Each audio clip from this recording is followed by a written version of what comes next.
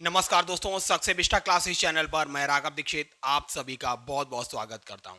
दोस्तों, जैसा कि आप देख रहे हैं आरआरबी ग्रुप डी का प्रैक्टिस सेट सक्सेबिस्टा क्लासेस पर मैं लगातार आपको सॉल्व करा रहा हूं। अगर दोस्तों आप चैनल पर पहली बार विजिट कर रहे हैं तो चैनल को अभी सब्सक्राइब कर लीजिए, जिससे कि आगामी वीडियो के नोटिफिकेशन आप तक आसानी से पहुंच सकें। तो आइए बिना टाइम वेस्ट किए स्टार्ट करते हैं आज का प्रैक्टिस सेट। पहला क्वेश्चन देखिए, आपसे पूछा गया 45, 78 और 117 का महत्तम समापवर्तक ज्ञात कीजिए। आपको इसका एचसीएफ डायरेक्ट ज्ञात नहीं करना था, ऑप्शंस के थ्रू जाएंगे, आंसर मिलेगा। दोस्तों आप जानते हैं कि एचसीएफ जो होता है वो हाईएस्ट नंबर होता है जो तीनों को डिवाइड कर देता है। तो सबसे पहले पहला ही नंबर उठाइए, देखिए 5 78 को डिवाइड नहीं कर रहा है, इसका मतलब ये एचसीएफ नहीं होगा। 7 देखिए, ये भी 78 को डिवाइड नहीं कर रहा है, ये भी एचसीएफ नहीं होगा। और इससे बड़ा नंबर है 9, ये भी 78 को डिवाइड नहीं कर रहा है, ये भी एचसीएफ नहीं होगा। इसलिए आप ऑप्शन से ही डायरेक्टली इसे टिक कर सकते थे कि तीसरा ऑप्शन इसका बिल्कुल करेक्ट होगा। दोस्तों आरआरबी ग्रुप डी में यह प्रश्न आपसे पूछा गया, 21 विद्यार्थियों की एक कक्षा में प्रत्येक विद्यार्थी ने अलग अलग अंक प्राप्त किए। पी का स्थान नीचे से नवा है जबकि क्यू का स्थान ऊपर से नवा है। तो बताना है आपको पी और क्यू के बीच में कितने बच्चे हैं। अगर दोस्तों आप देखेंगे ऊपर से क्यू का स्थान नवा है और नीचे से पी का स्थान जो है ये नवा है। इसका मतलब क्यू को मिलाकर और पी को मिलाकर टोटल स्टूडेंट कितने हो गए? 18 स्टूडेंट हो गए। अब टोटल थे कितने? 21 स्टूडेंट थे, इसमें से 18 माइनस करेंगे तो आएगा 3। इसका मतलब 3 स्टूडेंट ऐसे हैं जो क्यू और पी के बीच में बैठे हैं। तो पहला ही ऑप्शन बिल्कुल करेक्ट हो जाएगा। अगला क्वेश्चन आपसे ग्रुप डी में पूछा गया, उस संख्या का चयन कीजिए जो निम्नलिखित श्रेणी में प्रश्न चिन्ह के स्थान पर आएगी। अगर दोस्तों आप इस क्वेश्चन को सॉल्व कर सकते हैं तो वीडियो पॉज करके इसका आंसर कमेंट सेक्शन में कमेंट कीजिए। आइए अब देखते हैं ये सीरीज कैसे आगे बढ़ रही है। अगर 13 का दोगुना करेंगे तो आना चाहिए था 26। 26 में इन्होंने एक जोड़ दिया तो हो गया 27। 27 का दोगुना करके यहां आना चाहिए था 54। 54 में इन्होंने 2 जोड़ दिया तो हो गया 56। 56 का दोगुना करके यहां पर 112 आना चाहिए था, लेकिन 112 में इन्होंने 3 जोड़ा, 115 आ गया। 115 का दोगुना करने पर यहां 230 आना चाहिए था, लेकिन 230 में 4 जोड़ दिया गया, 234 हो गया। अब 234 का दोगुना अगर करेंगे तो आएगा 468। अब यहां पर दोस्तों इससे पहले 4 जोड़ा गया था तो यहां पर 5 जोड़ना पड़ेगा, 473 इसका अगला नंबर होगा। पहला ऑप्शन बिल्कुल करेक्ट है। अब दोस्तों देखिए, ये बोर्ड मास से आपसे प्रश्न पूछा गया, इसे सरल करना था। सबसे पहले आपको ब्रैकेट सॉल्व करना होता है। तो ब्रैकेट देखिए यहां पर दिया गया 8 और 7 15, 15 में से 3 जाएगा तो बचेगा 12। तो इस ब्रैकेट की जगह बचा 12। अब दोस्तों ब्रैकेट के बाद ऑफ सॉल्व होता है, लेकिन ऑफ यहां कहीं है नहीं, तो अब डिवीजन सॉल्व होगा। डिवीजन कहां है? यहां है। 3 चौक 12 हो गया। अब यहां क्या बचा? 4 गुणा 12 बराबर क्या हो जाएगा? 12 चौक 48। इसलिए इसका पहला ऑप्शन बिल्कुल करेक्ट हो जाएगा। दोस्तों ट्रिग्नोमेट्री से आपसे आरआरबी ग्रुप डी में ये क्वेश्चन पूछा गया, आपको सरल करना था sign A upon 1 plus cos A plus 1 plus cos A upon sine ए। अगर आप इन दोनों का एलसीएम लेंगे तो आएगा 1 plus cos A into sine ए। ऊपर क्या हो जाएगा दोस्तों? साइन ए गुणा साइन ए हो जाएगा sign A square A plus 1 plus cos A into 1 plus cos A, 1 plus cos A का होल स्क्वायर। इसे ओपन करेंगे तो 1 plus cos square A plus 2 cos A. दोस्तों आप देखेंगे कॉस स्क्वायर ए प्लस साइन स्क्वायर ए क्या होता है? त्रिकोणमिति में 1 होता है, और यहां 1 पहले से ही है तो 1 और 1 2 हो जाएगा। तो यहां आएगा 2 plus 2 cos A upon 1 plus cos A into sine ए। अब ऊपर से दोस्तों देखिए 2 कॉमन ले लेंगे तो क्या आएगा? 1 plus cos A upon 1 plus cos A into sine ए। अब देखिए 1 प्लस कॉस ए से 1 प्लस कॉस ए कैंसिल हो गया, 2 अपॉन साइन ए क्या हो जाएगा? 2 कॉसेक ए। इस तरीके से दोस्तों आप देखेंगे तीसरा ऑप्शन बिल्कुल करेक्ट होगा। अब दोस्तों आरआरबी ग्रुप डी में अगला प्रश्न पूछा गया, एक सही समय बताने वाली घड़ी की सेकंड वाली सुई के द्वारा 12 मिनट में तय की गई कोणीय दूरी क्या होगी। अगर दोस्तों आप देखेंगे एक जो घड़ी होती है, घड़ी में जो सेकंड वाली सुई होती है वो 1 मिनट में कितनी कोणीय दूरी चलती है, 360 डिग्री कोणीय दूरी चलती है। तो 12 मिनट में कितनी कोणीय दूरी चलेगी, 12 से गुणा कर दीजिए। जब 360 का गुणा 12 से करेंगे तो दोस्तों आपको 4320 डिग्री मिलेगा। दूसरा ऑप्शन करेक्ट होगा। दोस्तों ये देखिए अगला प्रश्न ग्रुप डी में पूछा गया, यदि ए किसी वस्तु को 384 में खरीदता है और उसे 576 में बेचता है और बी दूसरी वस्तु को 1254 में खरीदता है और उसे 1672 में बेचता है, तो ए के प्रतिशत लाभ और बी के प्रतिशत लाभ का अनुपात ज्ञात करना था। तो दोस्तों प्रतिशत लाभ बराबर क्या होता है, प्रतिशत लाभ बराबर होता है, उसे लाभ कितना हुआ 576 माइनस 384, 192 बटे आएगा, उसका क्रय मूल्य क्या है 384 गुणा 100, ये उसका प्रतिशत लाभ ए का आएगा। इसी तरीके से बी का प्रतिशत लाभ क्या आएगा, बी ने देखिए कुल लाभ कितना हुआ 1672 माइनस 1254, 418 बटे क्रय मूल्य कितना था 1254 गुणा 100 हो जाएगा। अब इनका अनुपात निकालना था ए अनुपात बी, तो इसको निकाल दीजिए, 100 से 100 कैंसिल आउट हो जाएगा, तो ये आएगा 192 गुणा 1254 बटे 384 गुणा 418।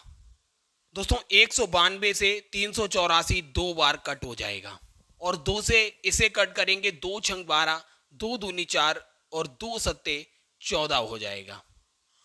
और दोस्तों अगर आप देखेंगे 209 से अगर इसे कट करेंगे 627 को तो 3 बार जाएगा और 209 से 418 2 बार जाएगा, तो 3 अनुपात 2 जो हो जाएगा ए और बी के प्रॉफिट का अनुपात हो जाएगा।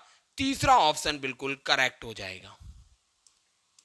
दोस्तों अगला प्रश्न आपसे आरआरबी ग्रुप डी में पूछा गया, एक सम बहुभुज के प्रत्येक अंतःकोण का माप 120 डिग्री है, तो इस बहुभुज की कितनी भुजाएं होंगी।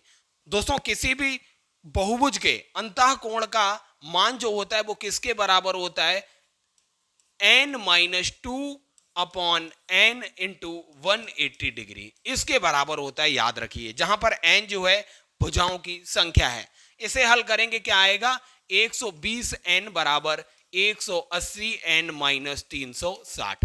360 को इधर लेके आइए, 120 n को उधर लेके जाएंगे, 180 में से 120 n माइनस होगा, 60 n बचेगा।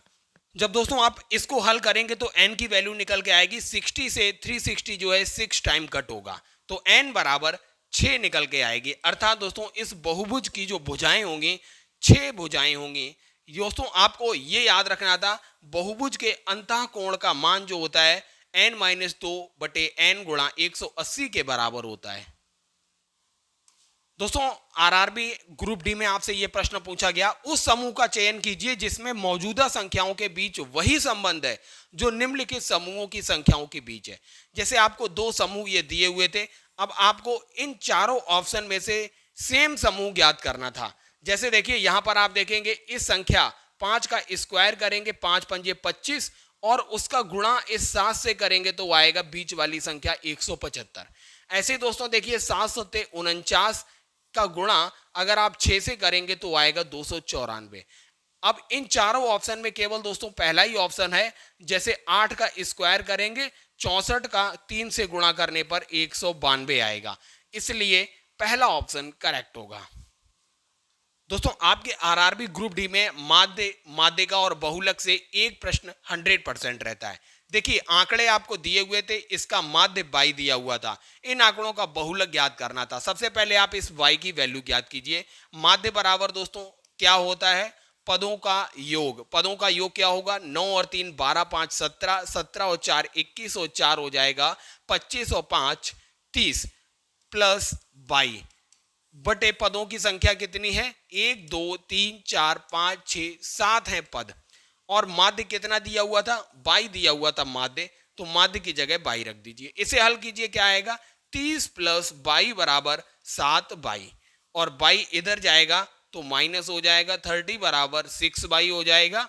तो यहां से y की वैल्यू 6 पंजे 30, 5 निकल के आएगी, अर्थात इस बाई की वैल्यू 5 होगी। अब बहुलक बताइए क्या होगा। 5 दोस्तों देखिए 3 बार आया हुआ है, सबसे ज्यादा बार 5 आया हुआ है 3 बार, इसलिए बहुलक जो होगा 5 होगा। चौथा ऑप्शन बिल्कुल करेक्ट है। एक स्मार्ट टीवी 15,400 में खरीदा गया, अंकित मूल्य पर 30% बढ़ाया गया और 15% छूट देकर बेच दिया गया, तो लाभ प्रतिशत कितना होगा ये पूछा था। तो सबसे पहले देखिए आपको टीवी का क्रय मूल्य 15,400 दिया था, तो सबसे पहले हम निकालेंगे कि क्रय मूल्य से कितने ज्यादा प्रतिशत उससे अमाउंट लिया गया, वही लाभ प्रतिशत होगा।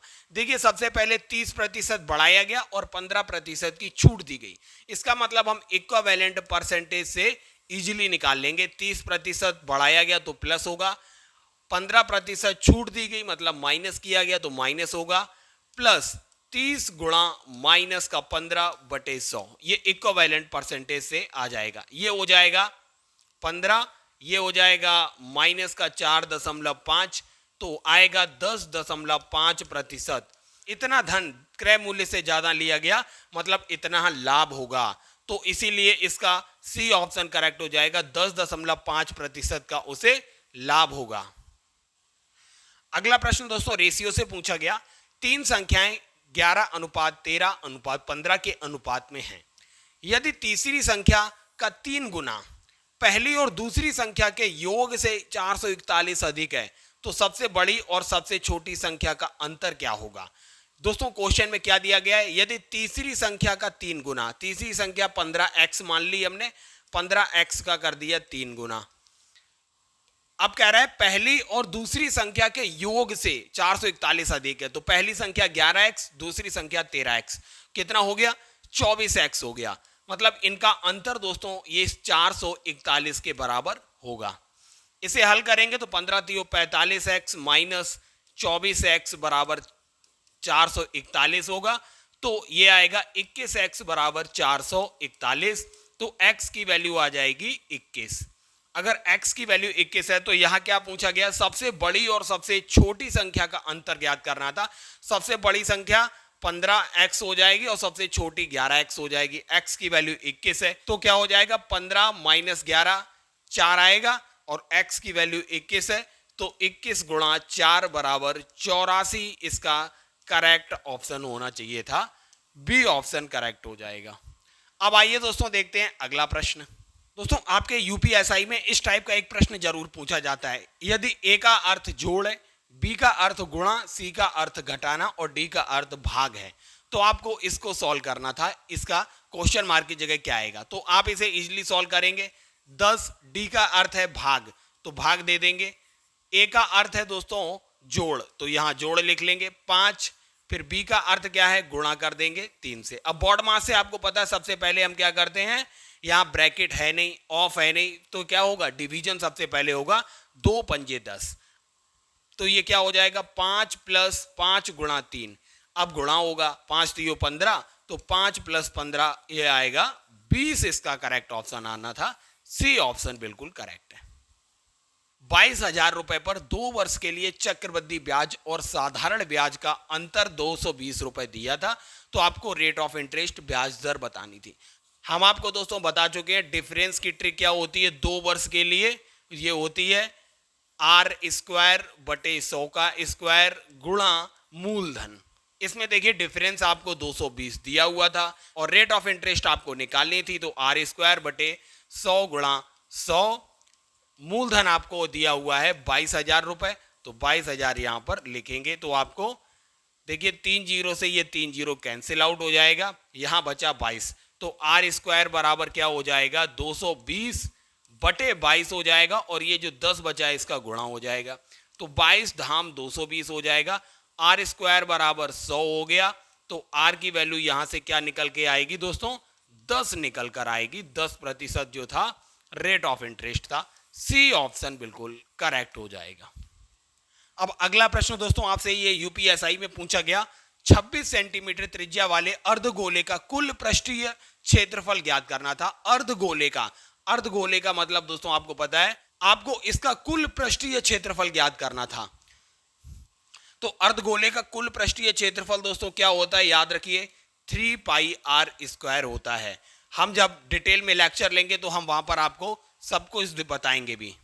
अब दोस्तों इसमें आप वैल्यू रख दीजिए 3 गुणा पाई की वैल्यू क्या है 3.14 दी हुई थी, आर स्क्वायर मतलब 26 का स्क्वायर हो जाएगा 676।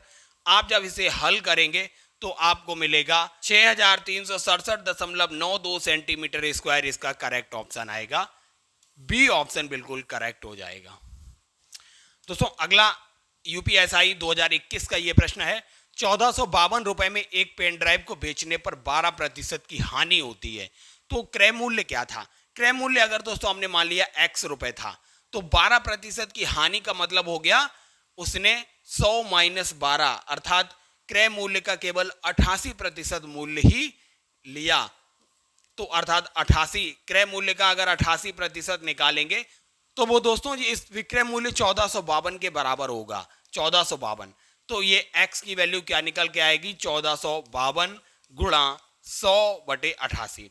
इसे कट कर लेंगे दोस्तों 11 से 11 एकम 11, 11 तियो 33, 11 दूनी 22, ये 11 से 8 बार जाएगा, ये भी 8 से कट हो जाएगा, 8 एकम 8 हो जाएगा, 8 छंग 48 हो जाएगा, फिर दशमलव लगाएंगे 8 पंजे 40। तो दोस्तों x की वैल्यू आ जाएगी 16.5 गुणा 100 करेंगे तो आएगा 1650 रुपया जो है पेन ड्राइव का क्रय मूल्य था। बी ऑप्शन बिल्कुल करेक्ट हो जाएगा। दोस्तों ये ट्रेन से क्वेश्चन यूपीएसआई में पूछा गया। एक ट्रेन 121 मीटर पुल को 62 सेकेंड में पार करती है और एक आदमी को 51 सेकेंड में पार करती है, तो ट्रेन की लंबाई क्या होगी? जब दोस्तों 121 मीटर लंबे पुल को ट्रेन पार करेगी तो ट्रेन को कुल कितनी दूरी चलनी पड़ेगी? 121 मीटर तो चलनी पड़ेगी पुल की लंबाई, प्लस उसे अपनी लेंथ के बराबर चलनी पड़ेगी दूरी, तो ये कुल दूरी हो गई। अब दूरी बराबर क्या होता है? चाल v है गुणा समय कितना लग रहा है 62 सेकेंड लग रहा है।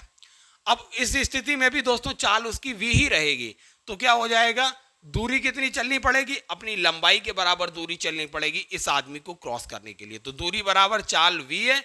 अब समय उसे लग रहा है 51 सेकेंड। अगर हम इन दोनों समीकरणों को एक दूसरे से डिवाइड कर दें तो क्या मिलेगा 121 प्लस l बटे l बराबर v गुणा 62 बटे v गुणा 51।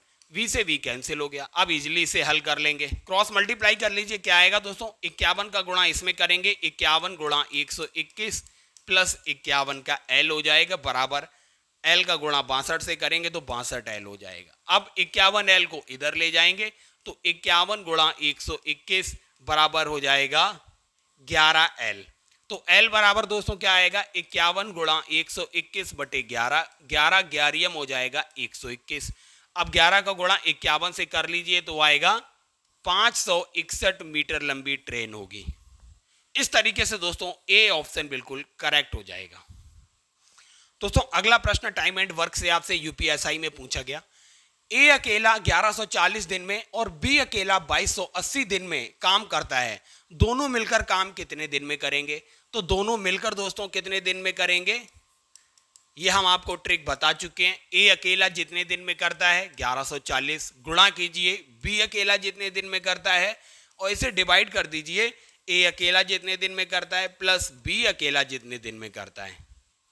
जब इस टर्म को आप दोस्तों हल करेंगे तो आपको आंसर 760 मिल जाएगा कि ए और बी दोनों मिलके 760 दिनों में काम को फिनिश कर देंगे। दोस्तों इस टाइप के प्रश्न यूपीएसआई में पूछे जाते हैं। एक व्यक्ति 20 किलोमीटर प्रति घंटा की गति से जाने पर 17.5 मिनट लेट हो जाता है। 24 किलोमीटर प्रति घंटा की गति से जाने से वह 17.5 मिनट पहले पहुंचता है, तो दूरी ज्ञात करना था। हम आपको ट्रिक बता दे रहे हैं इस टाइप के क्वेश्चन की। दोस्तों देखिए पहले जो स्पीड में जा रहा था वो कितनी थी 20 किलोमीटर प्रति घंटा, अब उसने बढ़ाकर स्पीड कितनी कर दी 24 किलोमीटर प्रति घंटा। इन दोनों का गुणा करना है और इनको डिवाइड कर देना है इनकी स्पीड के अंतर से, मतलब 24 माइनस 20, और इस पूरे टर्म को मल्टीप्लाई किससे कर देंगे आप, इनके समय का अंतर कितना पड़ा। पहले 17.5 मिनट लेट हो रहा था, अब 17.5 मिनट पहले पहुंच रहा है, मतलब दोनों ऐड हो जाएंगे। तो 17.5 प्लस 17.5 क्या हो जाएगा 35 मिनट हो जाएगा। अब यहां देखिए किलोमीटर प्रति घंटा में दिया है तो इसे भी घंटे में बदल लीजिए, 60 से डिवाइड कर दीजिए। अब आसानी से हल हो जाएगा। 20 एकम 20, 20 तियो 60 हो जाएगा।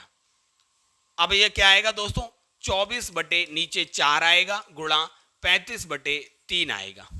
अब 3 से ये इजीली कट हो जाएगा, 3 8 24 और 4 से ये 8 कैंसिल हो जाएगा, 4 दूनी 8। 35 गुणा 2 आएगा, 70 किलोमीटर की दूरी होगी दोस्तों। इस तरीके से ए ऑप्शन बिल्कुल करेक्ट हो जाएगा। दोस्तों जीपी और एपी दोनों से ये दोस्तों एपी और जीपी दोनों दोस्तों आपके यूपीएसआई में समांतर श्रेणी और गुणोत्तर श्रेणी दोनों से प्रश्न पूछे जाते हैं। ये देखिए, पहला पद 15 दिया था और समानुपात जो था वो 4 दिया हुआ था। आपको इस गुणोत्तर श्रेणी जीपी के पहले 4 पदों का योग निकालना था। तो दोस्तों हम आपको पहले योग का फॉर्मूला बता देते हैं। ये होता है प्रथम पद गुणा जो समानुपात होता है r, उसकी पावर n माइनस 1 अपॉन जो सर्वानुपात है r माइनस 1। इसमें आप रख दीजिए प्रथम पद आपको दिया हुआ था 15 गुणा r की वैल्यू समान अनुपात आपको दिया हुआ था 4, तो 4 की पावर कितने पदों की संख्या दी हुई थी, पहले 4 पद, तो n की वैल्यू हो जाएगी 4 माइनस 1 बटे 4 माइनस 1। इजिली हल कर लेंगे आप इसे, क्या आ जाएगा 15 गुणा 4 की पावर 4 हो जाएगा 256 माइनस 1 हो जाएगा, तो 255 बटे 4 माइनस 1 3 हो जाएगा, 3 से 15 कट जाएगा 5 बार। 255 का गुणा जब 5 से करेंगे तो आपको मिलेगा 1275। तो इस जीपी के प्रथम 4 पदों का योग जो होगा 1275, पहला ऑप्शन करेक्ट हो जाएगा। ये फॉर्मूला याद रखिए दोस्तों। दोस्तों ये रीजनिंग से क्वेश्चन आपसे पूछा जाता है यूपीएसआई में। उत्तर की ओर मुंह किए हुए व्यक्ति 45 डिग्री दक्षिणावर्त फिर 135 डिग्री वामावर्त घूमे तो वह किस दिशा में होगा। अगर हम मान लें दोस्तों ये नॉर्थ डायरेक्शन है, इधर कोई व्यक्ति मुंह करके खड़ा हुआ है, 45 डिग्री व दक्षिणावर्त मतलब सीधे हाथ की ओर घूमेगा। मान लेते हैं इधर घूमा 45 डिग्री, ठीक है, यहां आ गया इस दिशा में। अब कह रहा है कि 135 डिग्री वामावर्त घूमा। 135 डिग्री वामावर्त का मतलब क्या हो गया दोस्तों, 45 डिग्री तो यही है, तो यहां पे आ गया। इसका मतलब यहां से वह 90 डिग्री और घूमा होगा, तभी तो यहां से 135 डिग्री हो गया ये। तो ये अगर ये उत्तर है तो ये क्या है, साउथ है। इसका मतलब ये ईस्ट है तो ये वेस्ट हो जाएगा। तो अब उसका मुंह किस ओर होगा दोस्तों, इस ओर है, मतलब पश्चिम की ओर होगा। तो सी ऑप्शन बिल्कुल करेक्ट हो जाएगा। दोस्तों आपसे इस टाइप का प्रश्न यूपीएसआई में हर शिफ्ट में लगभग पूछा जाता है। क्या है, आपको 0.42 62 626 डेड डैश दिया जाता है और बोला जाता है इसको कैसे लिखा जा सकता है अनुपात में। तो याद रखिए दोस्तों, सबसे पहले देखिए रिपीटिंग टर्म इसमें कितने हैं। 4 के बाद 2 है, 2 के बाद 6, 6 के बाद 2 है, 2 के बाद 6 है, अर्थात एक नॉन रिपीटिंग टर्म क्या है, 4 है, जो रिपीट नहीं हो रहा है। बाकी के रिपीटिंग टर्म क्या है, देखिए 2 जो है रिपीटिंग टर्म है, 2 और 6, फिर इसके बाद 2 6 2 6 रिपीट हो रहा है। तो नॉन रिपीटिंग टर्म क्या है, 4, और रिपीटिंग टर्म है 2 और 6। तो आपको सबसे पहले इस टाइप के प्रश्नों को अनुपात में लिखने के लिए क्या करना है, जो जितने नंबर हैं 4 2 6 3 नंबर है ना, तो वो नंबर लिख लीजिए 4 2 6। इसमें से माइनस कर दीजिए जो नॉन रिपीटिंग टर्म है 4 को करना है आपको माइनस, और डिवाइड किससे करना है, डिवाइड करना है आपको 9 उतनी बार लिखना है जितना रिपीटिंग टर्म है, और 0 उतनी बार लिखना है जितना नॉन रिपीटिंग टर्म है। तो देखिए 9 कितनी बार लिखेंगे, रिपीटिंग टर्म कितने हैं 2 और 6, मतलब 2 रिपीटिंग टर्म है, तो 9 2 बार आएगा, नीचे 9 2 बार आया। नॉन रिपीटिंग टर्म कितना है 4, 1 है केवल 4, इसका मतलब 0 कितनी बार आएगा, 1 बार आएगा। बस यही अनुपात हो जाएगा। 426 में से 4 जाएगा तो 422 बचेगा बटे 990। अब आप आंसर देख लीजिए क्या होगा, सी ऑप्शन बिल्कुल करेक्ट हो जाएगा, 422 बटे 990। आपको समझ आया। सबसे पहले जितने नंबर्स हैं, कितने नंबर हैं 4 2 6, 426 नंबर है, फिर इसके बाद ये रिपीटिंग टर्म है, तो वो नंबर लिखना है 426 माइनस नॉन रिपीटिंग टर्म से माइनस कर देना है, और डिवाइड करना है जितने रिपीटिंग टर्म है उतनी बार 9 लिख दीजिए, और जितने नॉन रिपीटिंग टर्म है उतनी बार 0 लिखना है, आपको आंसर मिल जाएगा। दोस्तों ये समांतर श्रेणी से प्रश्न है 243, 256, 269 डेड डैश के 51 पदों का योग ज्ञात करना था।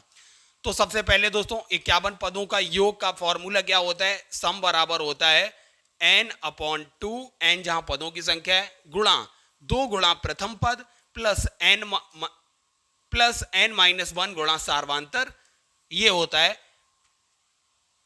प्रथम n पदों का योग। तो यहां देखिए प्रथम पद क्या है, a दिया हुआ है 243, n 151 पदों की संख्या, d सर्वांतर क्या है दोस्तों 13 जो है सर्वांतर है, 256 माइनस 243 13, ये दिया हुआ है।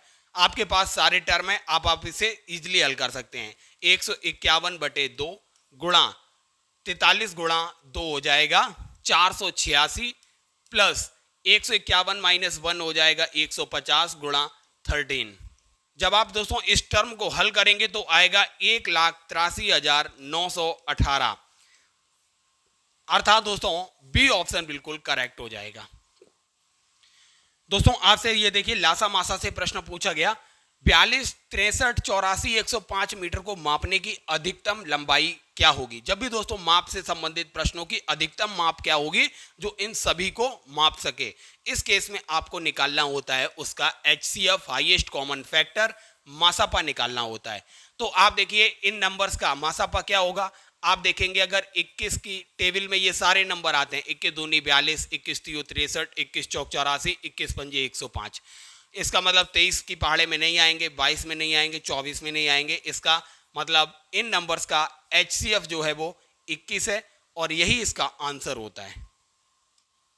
दोस्तों आपसे यूपीएसआई में यह प्रश्न पूछा गया, एक संख्या को 405 से भाग देने पर शेष 30 है, तो 27 से भाग देने पर शेष क्या होगा। अगर दोस्तों किसी संख्या को 405 से भाग देने पर रिमाइंडर क्या बच रहा है, 30 रिमाइंडर बच रहा है, तो 27 से भाग देने पर कितना शेष बचेगा। अब आपको देखना है दोस्तों ये 405 जो है ये 27 से विभाजित हो जाता है, पूर्णतः विभाजित हो जाता है। इसका मतलब जो रिमाइंडर बचेगा इस 30 में से बचेगा, तो आप 30 को ही 27 से डिवाइड कर लीजिए, 27 एकम 27, कितना बचा 3 रिमाइंडर बचा, बस यही आपका आंसर हो जाएगा। बी देखिए ऑप्शन बिल्कुल करेक्ट होगा। दोस्तों ये देखिए यूपीएसआई में आपसे प्रश्न पूछा गया, अंकों का अनुपात 4:3 है, अंकों को बदलने पर संख्या 18 कम होती है, तो नई संख्या ज्ञात करना था।